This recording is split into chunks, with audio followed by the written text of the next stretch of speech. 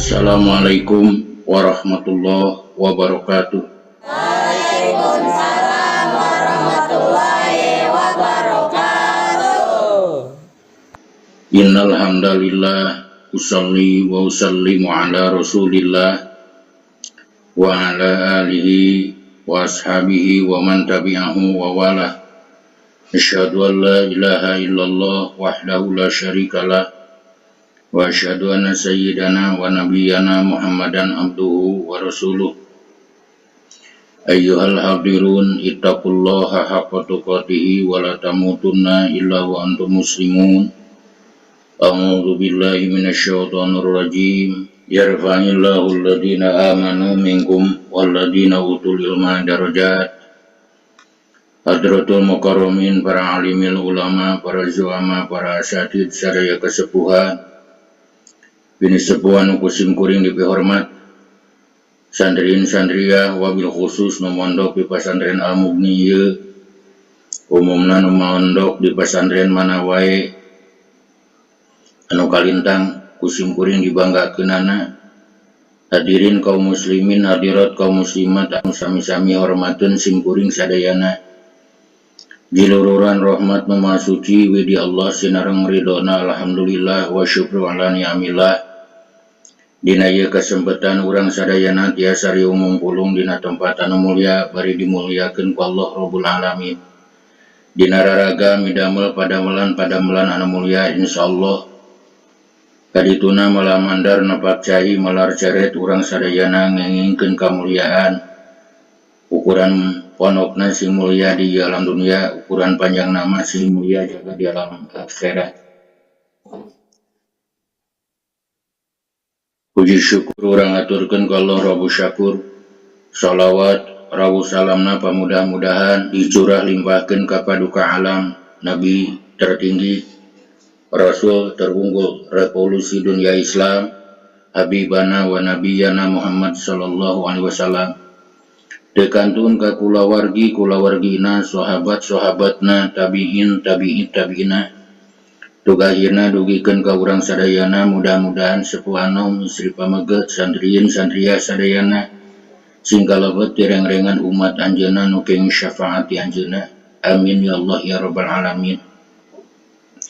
Kaum muslimin wal muslimat anu mulia, insyaallah dina ieu kesempatan urang ngalajengkeun hanca dina raraga taqarrub ka Allah Rabbul Alamin, ngalangkungan jalan ta'lim. Insyaallah nu diaosna dina ieu kesempatan urang ngalajengkeun hanca ngalogat sakedik-kedikeun ngamanaan, sakedik-kedikeun nyurah eusina hiji kitab anu ngagaduhan jenengan Risalatul Muawanah. Eusina silih tulungan, silih bantuan, silih belaan dina raraga urang sadayana ngengingkeun karidhoan Allah Rabbul Alamin. Sateasan urang ngalajengkeun hanca, urang ngadoakeun Maha Suci pamudah-mudahan wabil khusus pengarang ieu kitab,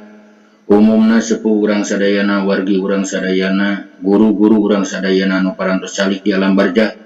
pamudah-mudahan sadayana kenging pangampura rahmat oge ridhona Allah Subhanahu wa taala. Amin ya Allah ya rabbal alamin.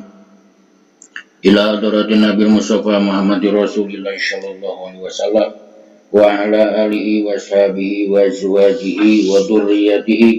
wa ahli baitihi wa liman dakhala fi baitihi ajma'in. Syaulillahi lahumul Fatihah.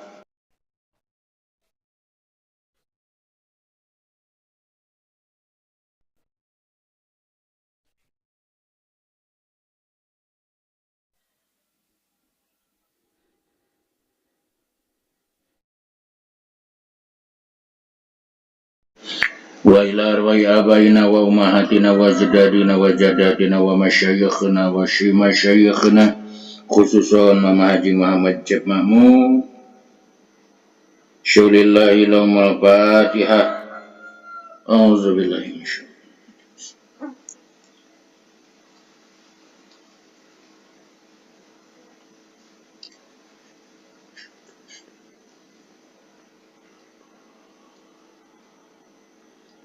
wa ila mu'allifi hadal kitab ila hadrati Syekh wa usulihi wa furu'ihi wa masyayikhi wa ahli baitihi syaulillahi lama fatihah.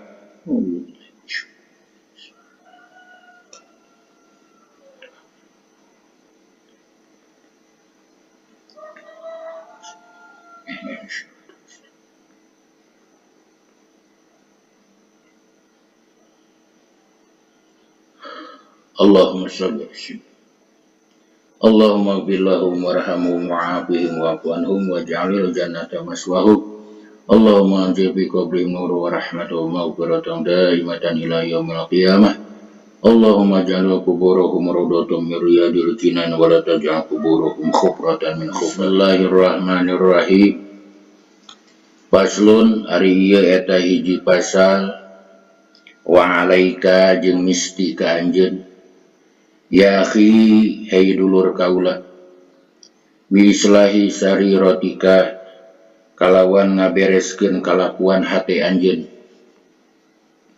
hatta tasiro sehingga jadi ye sariroh eta khairan leuwih alus min alaniyatika tinimang pagawean dohir anjeun as-solihati anu soleh wadalika jeung ari itu islahi sariroh eta lianna sarirota karena sanyanyana sariroh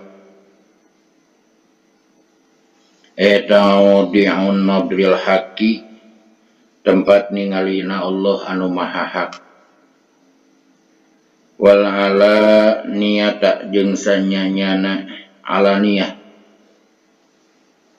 eta matmahu nadril khalqi tempat mencerongna paningali makhluk wa ma dakaro jeung teu pati-pati nutur sallallahu ta'ala Gusti Allah ta'ala asira kana sigir wal alan jeung kana alan fi kitabihi dina kitabna Allah illa wa bada'a angin ngawitan Allah bidikri sirri kalawan nyarioskeun sir heula wa kana jeung aya eta min du'aihi tina du'ana Kangjeng Nabi Muhammad sallallahu alaihi wasallam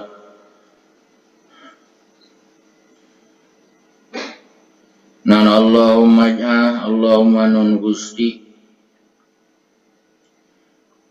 ija mugi ngajadikeun Gusti sariroti kana kalakuan hate abdi khairan kana leuwih alus min alaniyati tinimang pagawean dohir jisim abdi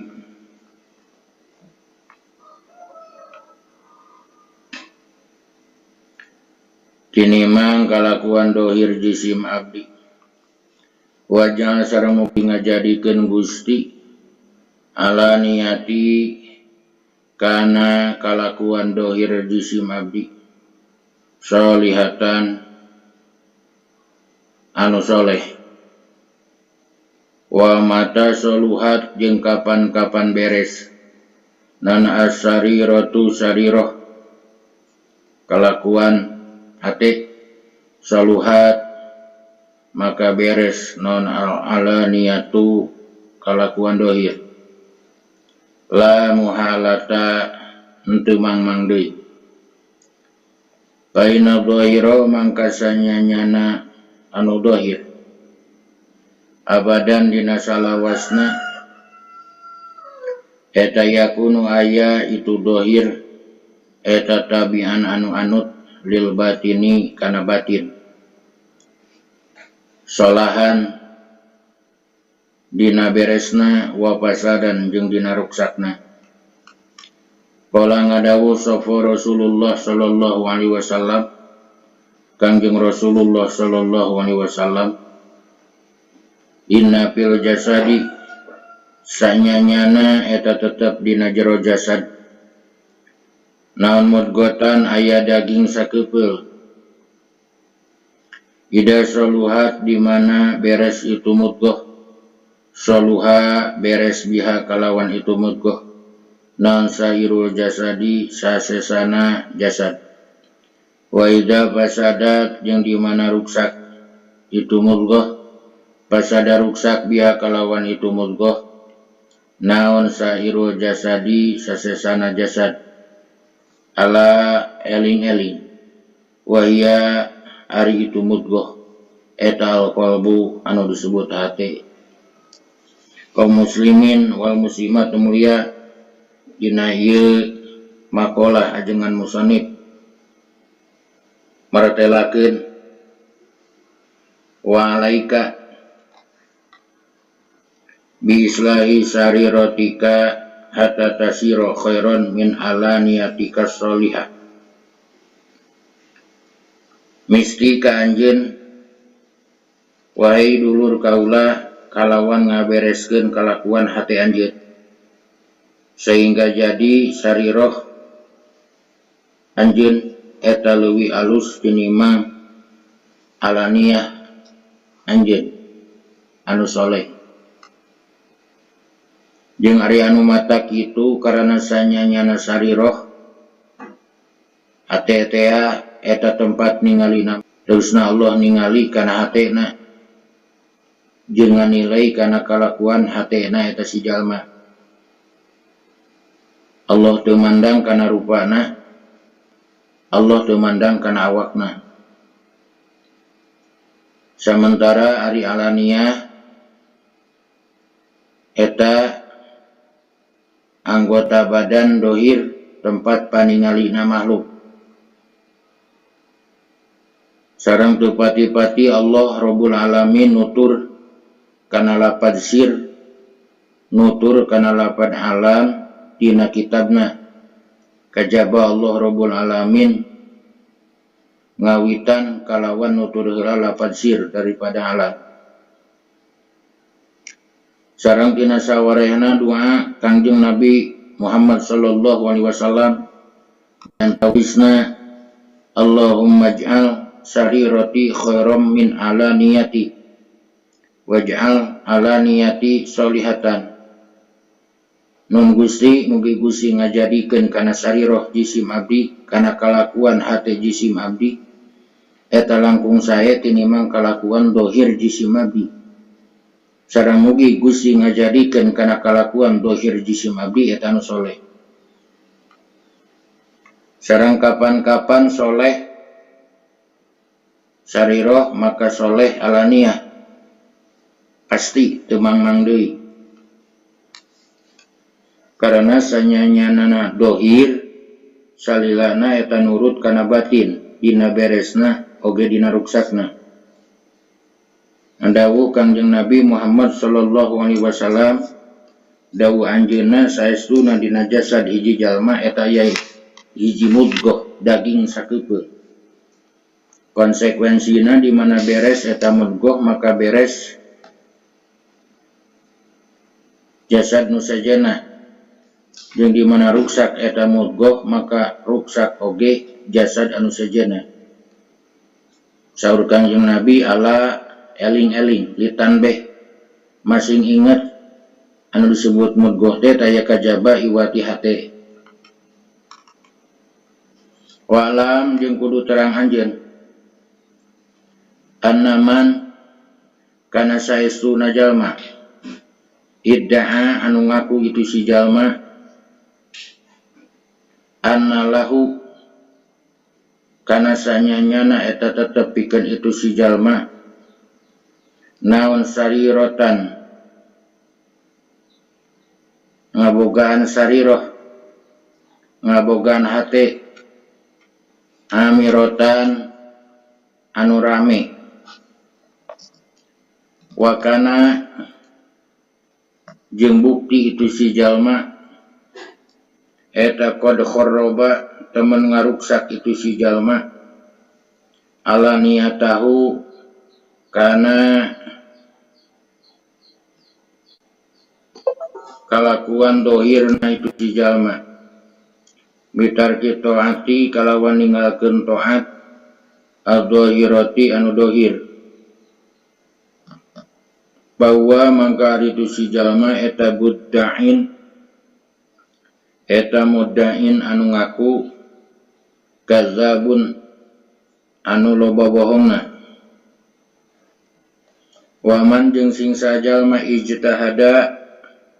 anu nya itu si jalma fi islahi ala niyatihi dina ngabeberes alaniyah dohirna itu si jalma bitahsini gigihi kalawan ngalus-ngalus dan dananana itu si jalma wahai atihi jeung tingkahna itu si jalma wa taqwimi lisanihi jeung ngalalempeng letahna itu si jalma wa wazni harokatihi jeung nimbang pirang-pirang gerakna itu si jalma wa sakanatihi jeung cicingna itu si jalma fi qu'udihi dina diukna itu si jalma wa qiyamihi jeung nangtungna itu si jalma wa masyatihi jeung lempangna itu si jalma wa taroka jeung ninggalkeun itu si jalma batinahu kana batina itu si jalma mashunan kana anu dicampuran bi khabaisil akhlaqi kalawan pirang-pirang kagoreng patutanana akhlak waroda ilit tibahi jeung pirang-pirang kahinaanana watak bahwa mangkari tu si jalma eta min ahli tasannu'i tina sapalihna ahli gigieun wariyai jeung ahli riya al mu'ridina anu ngabalir kabeh anil maula di pangeran sing terang anjeun kana saestuna jalma anu ngaku-ngaku yen manehna ngabogaan sariroh anu rame ngabogaan sifat nu aralus padahal bukti nyata ruksak badan dohirna lawan ninggalkeun pirang-pirang taat anu dohir maka ari eta jalma eta anu ngaku-ngaku wungkul tur anu bohong ka bina-bina jeung saha jalma anu nya-nya dina ngabeberes kana badan dohir kalawan ngahaluskeun dandanan kalawan ngaluskeun tingkah laku ngalalempeng letah jeung nimbang-nimbang pirang-pirang gerakan dina diukna, dina nangtungna, dina lempangna, dina cicingna bari eta jalma ninggalkeun kana batina dicampuran kalawan pirang-pirang akhlak anu goreng jeung pirang-pirang tabiat anu hina maka ari eta jalma eta tina sawarehna golongan ahli tasannu ahli gijienan kabeh ahli riya kabeh jeung jalma-jalma anu ngabalieur kabeh ti Allah Rabbul Alamin. Yaka mangka kudu sieun anjeun yai hei dulur kaula antas turo kana yen utupan anjeun syai'an kana hiji perkara laudoharo lamun dohir itu syai' linasi pikeun jalma-jalma punta kabuktian anjeun eta tastahi ngarasa era anjeun min duhurihi tina tembongna eta perkara hayaan karena era yansa'u anu timbul itu era min khafil istiqbahi tina sieuna dibilang-bilang goreng patut qala tos ngadawu sabadul arifin sapalihna ahli marifat layakunu henteu bukti saha sufiyu ahli tasawuf eta sufian jadi ahli tasawuf hatta yakuna sehingga aya itu supi bihaisu lautipa kusakira-kira lamun dikuriling itu supi bijamihima kalawan sakabeh perkara bi batinihi anu aya dina batina itu supi ala tobakin diluhureun baki pisuki di pasar mastahya moal era itu supi min duhuri syai'in tina tembong na hiji perkara minhu itu supi Bailam takdir mangka lamun teu kawasa anjeun antajala kana yen ngajadikeun anjari ro taka kana sir anjeun khairan kana anu leuwih alus min alaniyatika tinimang dohir anjeun pala aqalla mangkan teu leuwih saeutik min antu sawiya tinimang nyaruwakeun anjeun bainahuma antara itu sariroh jeung alaniyah payakunu mangka aya naon imtisaluka nurutna anjeun li amrillah kana parentahan Allah wajtinabuka jeung ngajauhan anjeun linahihi kana cegahan Allah wa ta'dhimuka jeung ngagungkeunana anjeun li hurmatihi kana pirang-pirang anu diagungkeun ku Allah wa musyara'atuka jeung gagancanganana anjeun fi marudatihi dina pirang-pirang karidhoan Allah bil khalai dina jero nyepen wal malai jeung dihareupeun jalma loba eta la hadis sawa netepan kana batas anu sarua wadi jeung ari eta awalu qadamin mimiti lengkah yadau anu nyimpen hakana itu qadam sahal abdu iji abdi fi tariqil ma'rifati dina ngambah jalan ma'rifat al khasati anu khusus pa'lam maka kudu terang anjeun dalika kana itu madgur wabillahi jeung eta tetep kalawan pertulungan Allah at-taufiqu ari meunangna taufik bayyaka maka kudu sieun anjeun wahai dulur kaula kana yen nutupan anjeun kana hiji perkara anu lamun katembong eta perkara ku jalma-jalma tangtu anjeun ngarasa era kalawan era anu timbulna tina sieun digogoreng ku jalma-jalma parantos ngadawu sapalina ahli marifat henteu bukti jalma ahli tasawuf jadi ahli tasawuf sehingga bukti eta jalma lamun dikira-kirakeun dikurilingkeun sakabeh perkara nu aya dina jero batina diwadahan kana hiji baki dikuriling-kuriling di pasar maka teu ngarasa era eta jalma tina katembongna eta perkara tina dirina eta jalma maka lamun acan anjeun bisa ngajadikeun sariroh anjeun leuwih alus tinimang alaniah anjeun maka ulah kurang tina bisa nyaruakeun anjeun dina antara sariroh jeung alaniah batin jeung dohir maka jadi ari nurut anjeun kana parentahan Allah jeung ngajauhan kana larangan Allah jeung ngagungkeun anjeun kana pirang-pirang kaagungan Allah jeung gagancangan anjeun dina nyuprih karidhoan Allah dihareupeun jalma loba jeung di jero panjepenan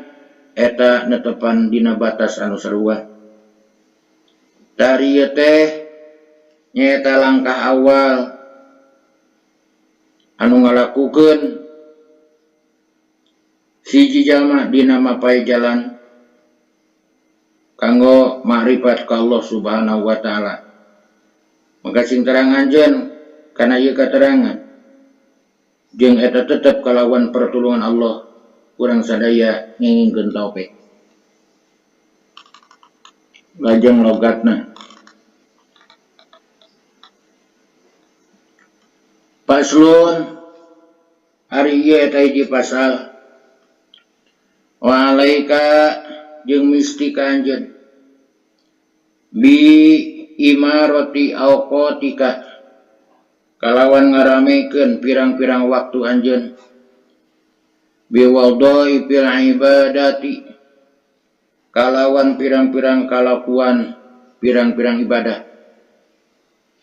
hatta la tamurra sehingga henteu ngaliwatan naon saatun hiji waktu min lailin tina hiji peuting aw naharin atawa di beurang illa wa takunu angin ayat eta lakapikeun anjeun pihak dina itu saah naon wadipatun hiji kalakuan minal khairi tina kahadean tastawriku anu meakeun anjeun hakana itu saah biha kalawan itu wadipah kabidzalika mangka kusabab gitu tadharu bakal dohir naon barokatul awqati pirang-pirang barokahna waktu wayah watahsulu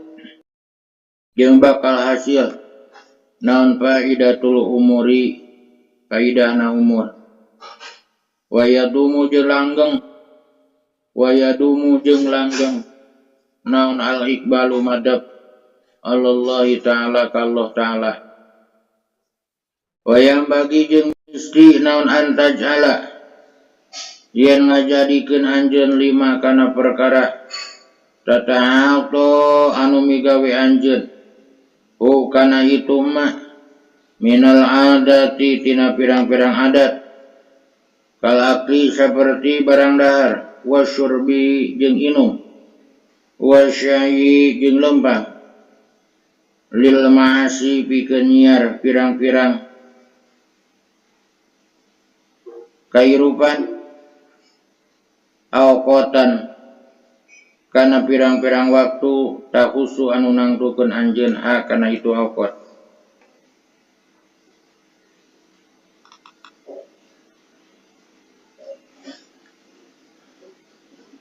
wa alaika bi imarati wa awqatika mesti ka anjeun ai dulur kaula kalawan ngaramekeun pirang-pirang waktu anjeun kurupa-rupa pagawean ibadah sehingga teu pati-pati ngaliwatan waktu baik peutingna atawa beurangna angin kajaba anjeun meakeun eta waktu digunakeun pikeun migawe rupa-rupa ibadah maka ku jalan gitu bakal tembong pirang-pirang barokahna waktu jeung bakal hasil pirang-pirang faidahna umur jeung bakal mayang ngahadepkeun diri urang ka Allah Subhanahu wa taala jeung misti pikeun anjeun wae dulur kaula ngajadikeun anjeun kana perkara anu biasa sok dipigawe ku anjeun saperti barang tuang, barang leueur jeung digawe oge nyiar kahirupan diatur dina pirang-pirang waktu anu khusus.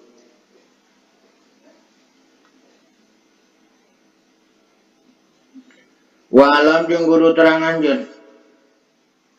annahu kana sanyanyana kalakuan eta la yastaqimu moal panceg ma'al ihmali sarta nganggur naon halun hiji tingkah wala yasluhu jeung moal beres ma'al ilbali sarta mopohokeun naon balun hiji tingkah. Qala ngadawuh sa Hujjatul Islam Imam Hujjatul Islam nafa'allahu bih yang bagi misti naon antu wajji'a yen ngabagi-bagi anjeun auqatika kana pirang-pirang waktu anjeun wa turatiba jeung nartibkeun anjeun auradaka kana pirang-pirang wirid anjeun wa tu'ayyina jeung nangtukeun anjeun likulli waqtin pikeun saban-saban waktu suglang kana katungkul la tata'adda anu teu ngaliwatan anjeun kana itu waktu wala tuasiru jeung teu milih anjeun pihi dina itu waktu siwahu kana salianti itu suglan wa amaman jeung anapun ari jalma taroka anu ninggalkeun itu si jalma nafsahu kana awakna itu si jalma muhmalan bari nganggur sudah turgaplah ihmalal bahaimi seperti nganggurna pirang-pirang sasatoan yastagilu anu katungkul itu si jalma fi kulli waqtin dina saban-saban waktu bima kana perkara ittafaqo anu ngakuran itu si jalma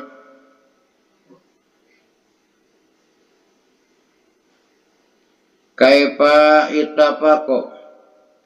kumaha ngakuranana itu si jalma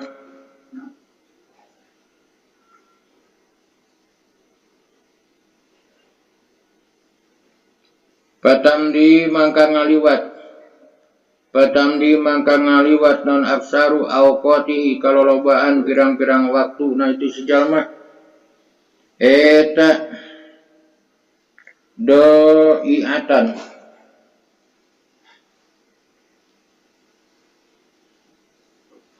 anu gaplah wa awqatuka jeung ari pirang-pirang waktu anjeun eta umruka umur anjeun wa umruka jeung ari umur anjeun eta rasu malika pokona harta anjeun walai jeung eta tetep kana itu aslu tijaratika ari pokona perdagangan anjeun wa bihi jeung kalawan umur wusuluka ari nepina anjeun ila naimil abadi kana kanikmatan anu abadi fi jiwarillahi ta'ala dina arah-arah jiwarna Allah subhanahu wa ta'ala wa kullu nafasin mangkari saban-saban napas min anfasika tina pirang-pirang napas anjeun eta jauharatun muhiji mutiara laki matan aya harga eta maujud laha pikeun itu nafsin idlahi wado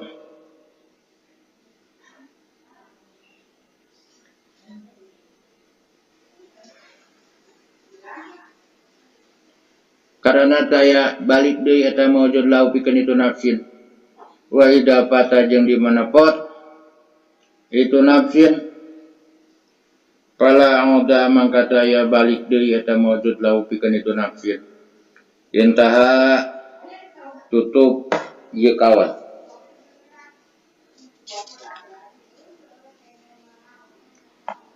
Sing terang anjeun yen sanyanyana moal bisa jejeg bener tingkah serta pangangguran jeung moal beres hiji urusan sarta dipopohokeun. Parantos ngadawuh Syekh Hujatul Islam Imam Ghazali, misti pikeun anjeun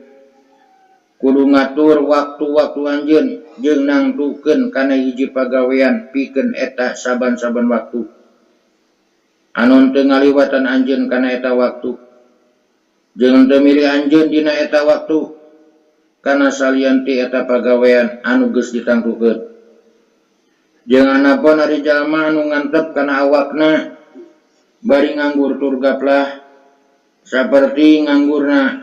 pirang-pirang sasatoan anu gawena dina saban-saban waktu ngan saukur kumaha jeung kumaha kana naon-naon perkara anu muwafaqah jeung kumaha kana perkara anu muwafaqah jeung cocok pikeun awakna, maka ngaliwatan pangloba-lobana waktuna jadi lebar teu mawa hasil. Sedengkeun ari pirang-pirang waktu anjeun teh eta umur anjeun jeung ari umur eta jadi pokona harta anjeun. Jeung netepan kana pokona harta anjeun asal modal perdagangan anjeun jeung kalawan eta modal umur bisa nepi anjeun kana kanikmatan wabadi langgeng dina natangga sinareng Allah Rabbul Alamin. Jeung ari saban-saban napas tina pirang-pirang napas anjeun eta lil ibarat inten berlian anu teu aya pihargaeunana. Jeung di mana geus porot eta napas maka moal balik deui eta napas ka eta si jalma parantos beres ieu kawana Syekh Hujatul Islam Imam Ghazali radhiyallahu anhu. Kaum muslimin wal muslimat anu mulia, taklim urang dina ieu kasempatan cekap sakitu anu rorosna ti Allah sinareng ti Rasulna nu lepatna tina kabodohan wa sim kuring mugi-mugi kenging pangampura Allah Rabbul Alamin. Rabbana atina fid dunya hasanah wa fil akhirati hasanah wa qina adzabannar. Wassalamualaikum warahmatullahi wabarakatuh. Waalaikumsalam warahmatullahi wabarakatuh.